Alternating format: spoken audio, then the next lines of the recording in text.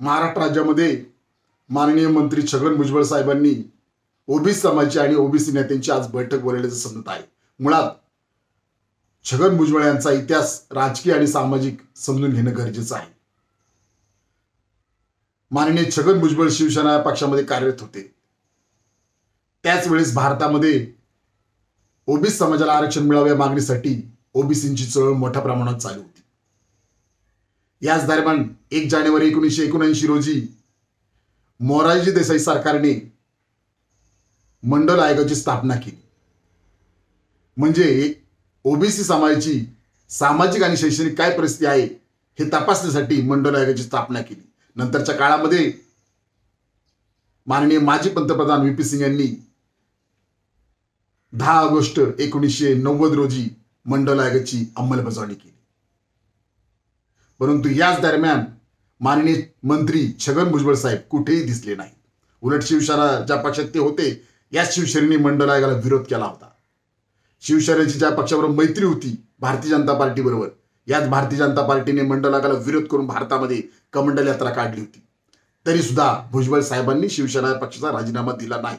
नंतरच्या काळामध्ये महाराष्ट्र राज्यामध्ये निवडणूक झाली आणि या निवडणुकीमध्ये 90च्या दरम्यान शिवसेना या पक्षाला 52 आमदार मिळाले, विरोधी पक्षनेतेपद मिळाले। हे नेतेपद पक्षप्रमुख यांनी मनोहर जोशी यांना दिलं। त्यावेळेस त्यांना दुःख झालं, वाईट वाटलं, त्यामुळे त्यांनी शिवसेना पक्ष सोडला।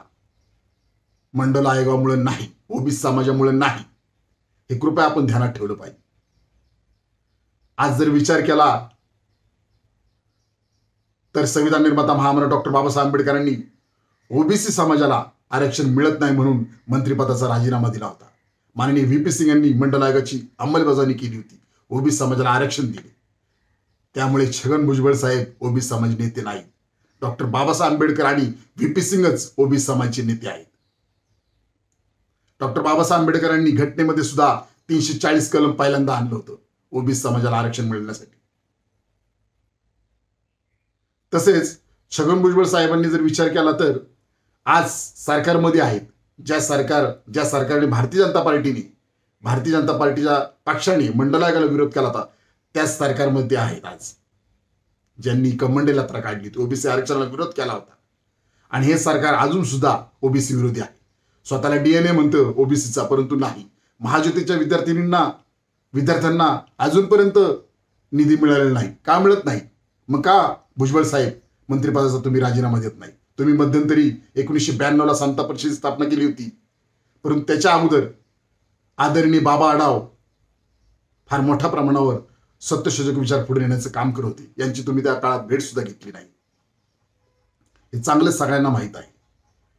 आणि मंडल आयोगाची महाराष्ट्र राज्यामध्ये अंमलबजावणी करण्यासाठी आदरणीय कालकथित गोविंद पानसरे आणि आदरणीय बाबा आढावांनी मोठा राज्यामध्ये अभियान राबवलं होतं, हे तर सगळ्यांना चांगलंच माहीत आहे। पुढे जाऊन सांगू इच्छितो की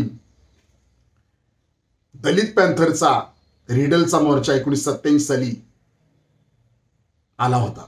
त्यावेळेस ज्या दिवशी मोर्चा आला त्या मोर्चाच्या दुसऱ्या दिवशी मुंबई येथे हुतात्मा स्मारक येथे तत्कालीन महापौर छगन भुजबळ यांनी जाऊन तिथे गोमूत्र शिंपडलं होतं। हे सगळ्यांना परिचित आहे, माहीतच आहे। त्यामुळे माननीय मंत्री छगन भुजबळ हे ओबीसीचे नेते नाही। माननीय मंत्री छगन भुजबळ यांना क्रांतीसूर्य ज्योतिराव फुले आणि संविधान निर्माता महामानव डॉक्टर बाबासाहेब आंबेडकर यांचा नाव देखील घेण्याचा अधिकार नाही। हे कृपया ओबीसी समाजाने आणि बहुजन समाजाने ध्यानात ठेवा। एबीपी माझा, उघडा डोळे बघा नीट।